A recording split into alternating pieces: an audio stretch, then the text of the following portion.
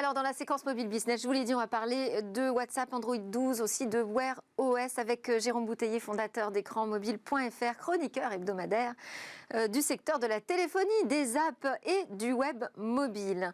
On va commencer avec cette question. Donc, faut-il accepter ces nouvelles CGU de WhatsApp, Jérôme? Bonjour d'abord. On rappelle que c'est ce samedi 15 mai que sont entrées en vigueur les nouvelles conditions générales d'utilisation de WhatsApp. Vous les voyez comment, ces nouvelles conditions? Plutôt comme une menace ou une opportunité? Alors, bonjour Delphine. Effectivement, on rappelle, après un faux départ en janvier et puis des mois de polémique, effectivement, c'est ce week-end, ce samedi, que Facebook a mis en œuvre les nouvelles conditions générales d'utilisation, les CGU de WhatsApp. Et cette transition, elle s'est faite finalement plutôt en douceur. Pour les mobinautes qui ont accepté ces nouvelles CGU, ils gardent le même WhatsApp qu'avant. Ça reste gratuit, contrairement à ce qu'on a pu lire. Et simplement, effectivement, il y aura une mutualisation des données avec le groupe Facebook qui prépare en fait une interopérabilité entre WhatsApp, Messenger et Instagram. Et pour les utilisateurs qui refusent ces CGU, WhatsApp n'est pas bloqué, mais effectivement, l'application sera prochainement proposée dans une version dégradée. Alors, à quoi ressemble cette version dégradée? Alors, en cas de refus de ces nouvelles CGU, les utilisateurs de WhatsApp pourront continuer de recevoir des messages ou des appels vocaux, mais ils ne pourront plus initier de nouvelles conversations avec leurs amis, initier de nouveaux messages avec eux. Et donc, ça va évidemment réduire un peu l'attractivité de l'application. Facebook précise également que pour tous les comptes inactifs qui n'auraient pas accepté ces nouvelles CGU, ces comptes seront supprimés au bout de 120 jours. Est-on bien sûr que Facebook est dans son droit? Alors d'abord, on rappelle que WhatsApp, c'est un logiciel privé qui appartient à une entreprise privée Facebook et qui peut évidemment conditionner l'accès à son service à ses propres conditions générales d'utilisation. Alors néanmoins, en Allemagne, le commissaire à la protection des données et à la liberté d'information de Hambourg, c'est l'équivalent allemand de la CNIL, estime que ces nouvelles conditions, cette bascule, constitue une violation du RGPD, le règlement général pour la protection des données, et qu'en réalité, il n'y a pas véritablement de consentement. On ne laisse pas le choix, soit on accepte, soit on s'en va. Mais cette pratique, en fait, elle est assimilable à ce qu'on connaît déjà en France, qu'on appelle les cookie walls, et ce que pratiquent depuis début avril quasiment tous les médias français en matière de gestion des cookies. Et il faut savoir que le Conseil d'État a donné raison à ces médias. Il a même tordu le bras un peu à la CNIL française. Donc c'est parfaitement légal pour les médias et donc c'est évidemment parfaitement légal pour une messagerie. Alors on va parler aussi des professionnels. Qu'est-ce que ça change, ces nouvelles CGU, pour eux? Alors, ce sont des CGU qui vont strictement encadrer la relation entre les marques, dans WhatsApp Business, et les consommateurs. Il sera évidemment impossible de collecter des données sensibles, notamment des données bancaires, et Facebook sera très vigilant là-dessus. On aura aussi une demande très stricte en matière de gestion des consentements, et les marques ne pourront pas faire n'importe quoi. Il y a toujours une crainte du déploiement du spam sur ces plateformes. L'API WhatsApp Business va également s'ouvrir à de nouveaux secteurs. On pense aux pharmacies, au secteur médical, qui vont pouvoir utiliser WhatsApp Business pour prendre des rendez-vous médicaux, mais il sera toujours interdit de vendre, par exemple, des médicaments. Et WhatsApp a de grandes ambitions pour le secteur public, et cette API WhatsApp Business va s'ouvrir à des segments comme la santé publique, on l'évoquait, le soutien à l'économie, la protection sociale ou la gestion des collectivités locales.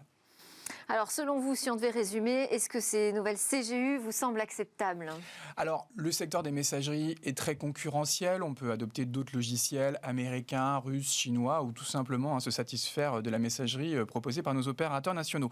Mais je pense qu'il faut éviter toute forme de démagogie et accepter l'idée qu'une messagerie gratuite doit être financée par la publicité ou des services marketing, et qu'il est quand même légitime, qu'il n'y a rien de scandaleux à mettre en place ces nouvelles CGU. Donc oui, moi j'ai accepté ces nouvelles CGU sans trop sourciller. C'est pas plus grave que ce qu'on accepte sur Facebook. Non, on est bien d'accord. C'est sensiblement la même chose. J'espère pouvoir utiliser WhatsApp demain pour prendre des rendez-vous médicaux, par exemple pour me vacciner contre le Covid. Et je crois sincèrement que ces plateformes seront centrales dans le monde d'après, un monde qui sera non seulement mobile first, mais aussi messaging first. Voilà, et c'est vraiment un choix de modèle économique plutôt, qu'il faut faire. On enchaîne avec donc ces autres actus business du monde mobile. Près de 5 millions de mobinautes qui écoutent la radio sur mobile. Oui, c'est une étude Médiamétrie, Global Radio, qui nous dit que la radio est toujours utilisée par 40 millions de Français. C'est un média populaire, mais qu'il est finalement assez peu digitalisé. À peu près 8 millions de personnes sur des écrans digitaux écoutent la radio. Et parmi ces écrans digitaux, c'est le mobile qui est en tête. 5,7 millions de mobinautes écoutent la radio avec leur téléphone mobile, avec une croissance sensible, 270 000 auditeurs gagnés en un an. On précise aussi que les smart speakers sont de plus en plus populaires. Déjà plus d'1 million de personnes utilisent la radio avec ce type d'équipement, type Google Home ou Apple HomePod. Et c'est 260 000 auditeurs gagnés en l'espace d'1 an. On a le taux aussi d'opt-in d'Apple désormais avec le nouveau système ATT. Il est de 51% en France. Et oui, c'est aussi de nouveaux chiffres qui ont été publiés par AppsFlyer, un spécialiste de la mobile attribution. Et donc, c'était un taux qui était évidemment très surveillé par le marché. Alors d'abord, AppsFlyer nous dit que le déploiement est relativement lent. Il y a seulement 17% des développeurs d'applications qui ont rendu leur application compatible avec ce nouveau système de gestion du consentement. Et seulement 14% des utilisateurs d'iOS qui ont migré vers iOS 14.5. Donc sur cette petite population qui est compatible avec ATT, et c'est celle-ci qu'il faut regarder. Évidemment, il ne faut pas regarder l'ensemble. Les taux de consentement sont au global de l'ordre de 40%, ce qui est plutôt correct, et même ils atteignent 51% en France, ce qui ferait paradoxalement notre pays un des plus ouverts à la publicité ciblée in-app.